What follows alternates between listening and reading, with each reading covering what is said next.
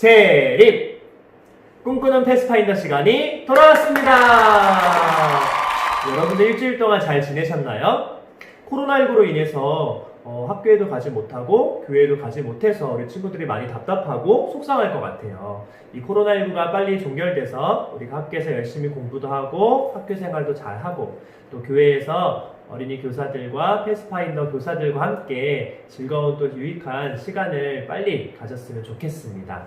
오늘 패스파인더 주제는 무엇인가요? 오늘 패스파인더 주제는 인공지능입니다. 네, 오늘 인공지능 정말 역시 기대가 되고 뭔가 제목부터 스마트해지는 그런 느낌이에요.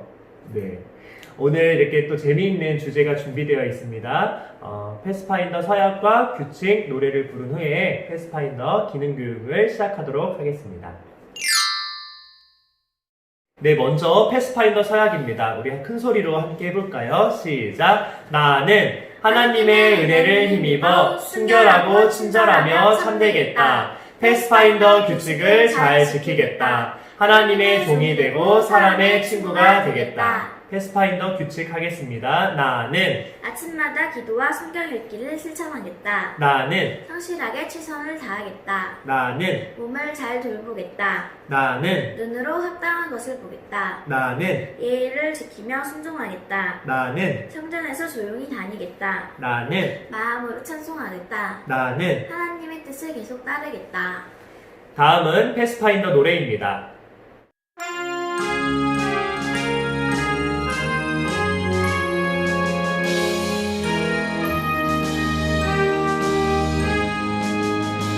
우린 씩씩한 개척자 주의 종된 우리들 진실함과 순결로 힘차게 나가세 참된 자유와 진리를 땅끝까지 전하세 우리 주님 다시 오시는 만왕의 왕.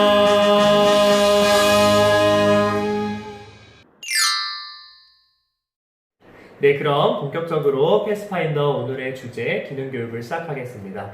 먼저 말씀을 전도사님이 읽어드리겠습니다. 이사야 55장 8절로 9절 말씀입니다. 여호와의 말씀에 내 생각은 너희 생각과 다르며 내 길은 너희 길과 달라서 하늘이 땅보다 높음같이 내 길은 너희 길보다 높으며 내 생각은 너희 생각보다 높으니라. 교육 목표입니다. 인공지능에 대해서 학습하고 우리의 삶을 편리하게 해주는 것들에 대해서 생각해 본다. 더 나아가 우리도 다른 사람들에게 유익함과 영원한 하늘 복음을 전하는 패스파인더 대원이 되도록 한다. 목차는 다음과 같습니다. 1번 인공지능이란, 2번 인공지능의 역사, 3번 인공지능의 에피소드, 4번 인공지능의 기술 및 적용, 5번 인공지능의 문제점. 활동은 인공지능 로봇 디자인하기가 되겠습니다. 네, 인공지능에 대해서 먼저 보도록 하겠습니다. 인공지능이란 인간의 지능으로 할 수 있는 사고, 학습, 자기개발 등을 컴퓨터가 할 수 있도록 하는 방법을 연구하는 컴퓨터 공학 및 정보기술의 한 분야로서 컴퓨터가 인간의 지능적인 행동을 모방할 수 있도록 하는 것을 인공지능이라고 말하고 있습니다. 우리 사람은 생각이라는 걸 하잖아요. 이 생각은 누가 주신 건가요? 하나님이요. 네, 하나님이 우리 인간을 창조하시고 또 자유의지를 주셔서 저희가 마음껏 생각하고 또 마음껏 상상하고 또 마음껏 이 머리로 그림을 그릴 수 있게 창조해 주셨는데 이 인공지능도 마찬가지인 것 같아요. 컴퓨터가 스스로 뭔가 해결하고 또 컴퓨터가 알아서 파악하고 체크하고 하는 그런 기술을 인공지능 기술이라고 합니다. 다음은 인공지능의 역사에 대해서 함께 보도록 하겠습니다. 인간의 지능을 가진 생각하는 기계를 만들겠다는 생각은 오랜 역사를 갖는다. 인공지능은 인간이 컴퓨테이션 방법을 발전시키면서 자연스럽게 대두되었다. 인공지능의 역사를 보면 상당한 기간 동안 굴곡진 시간을 거쳐왔다. 1930년대에서 1940년대부터는 생각하는 기계에 대한 기대가 본격화되기 시작했습니다. 튜링 테스트가 개발되고 수리 논리학이나 컴퓨테이션, 사이버네틱스, 정보이론 등 인간의 사고 과정에 대한 이론들이 등장하게 되면서 본격적으로 인공지능 개발이 시작하게 됩니다. 1956년에는 처음으로 AI, Artificial Intelligence라는 용어가 등장하게 됩니다. 그러나 일반적인 지능 프로그램을 만드는 것이 생각보다 어렵다는 것이 판명되어서 1970년대까지 침체기를 겪기도 했습니다. 그런데 1980년대에 신경망 이론으로 인공지능이 재발견되었고요.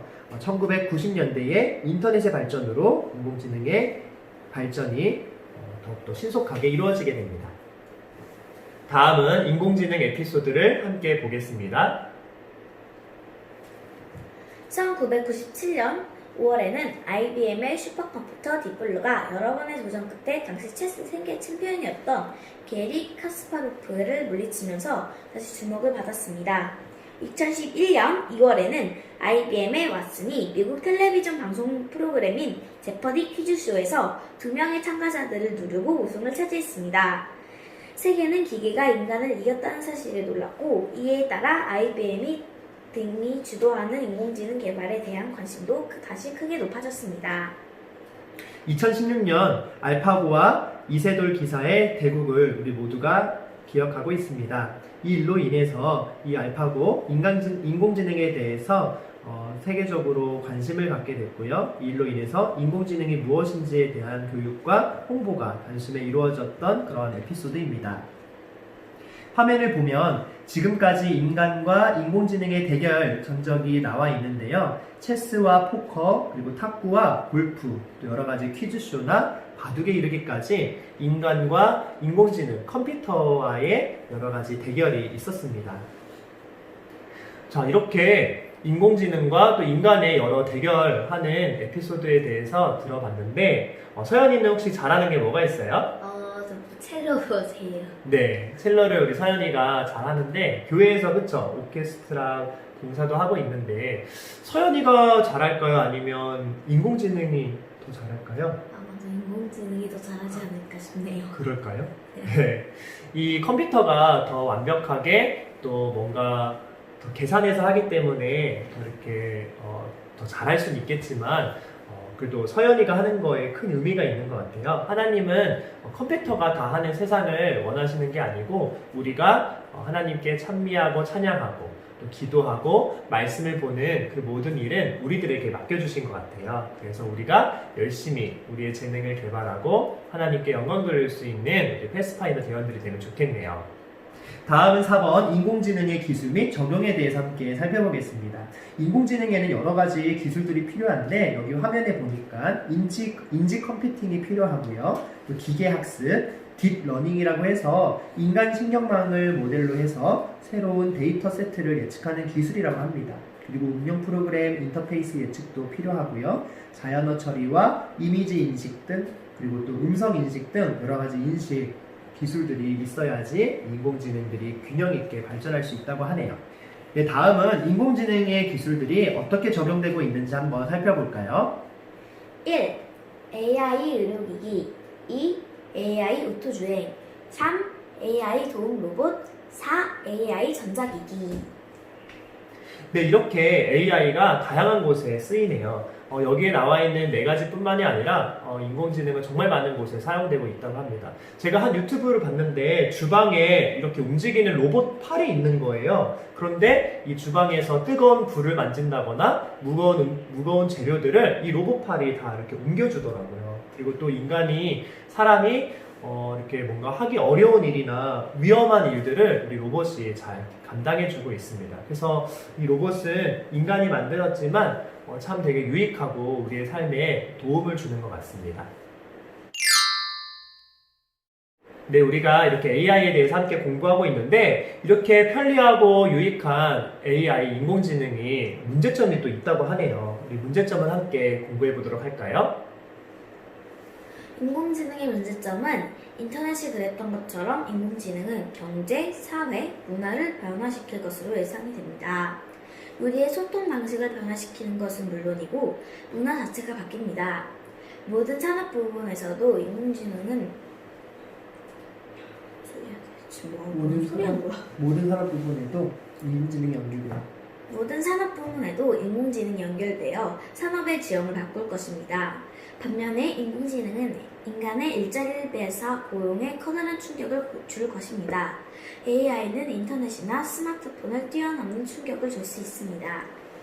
네, 이렇게 인공지능의 여러 가지 또 문제점들을 살펴보게 되었습니다. 여기 책에 보니까 인간은 필요 없다라는 그런 책도 있는데 정말 많은 곳에 컴퓨터로 사람 대신에 컴퓨터로 대체되다 보니까 사람이 더 이상 필요하지 않게 되고 이렇게 기계들이 여러 곳에 사용되면서 일자리 문제도 생길 수 있고요. 또 기계에 여러 가지 오류들이 생길 수 있기 때문에 그런 오류에서 생기는 사고들도 있을 수 있습니다.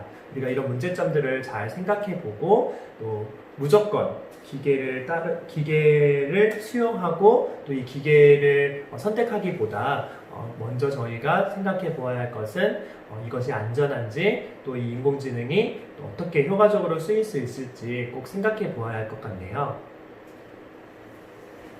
여기 화면에 보니까 미래에 사라질 직업들과 살아남을 직업들에 대해서 이렇게 한 조사한 부분들이 있습니다. 사라질 직업들은요, 5위로는 비서, 4위로는 공장 근로자, 3위로는 경리, 2위로는 캐셔, 그리고 1위에는 번역가가 이렇게 나와 있네요.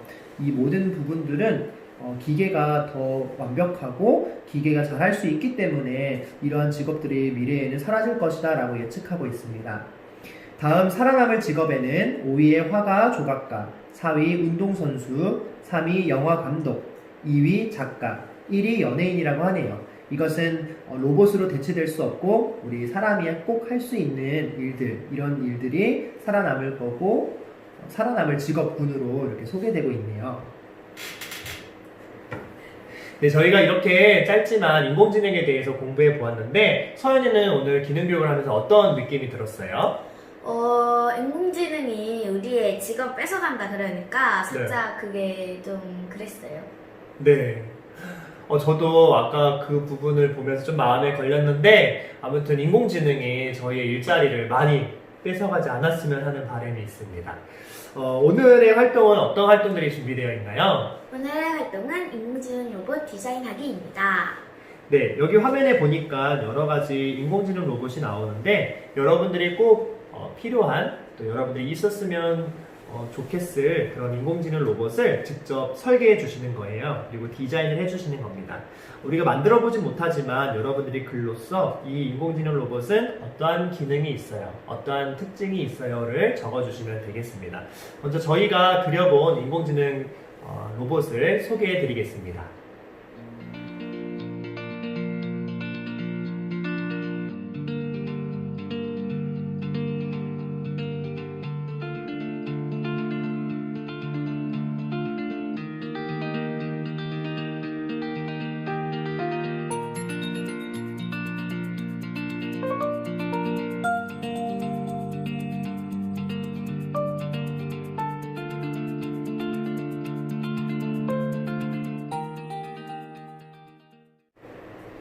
오늘의 교훈입니다.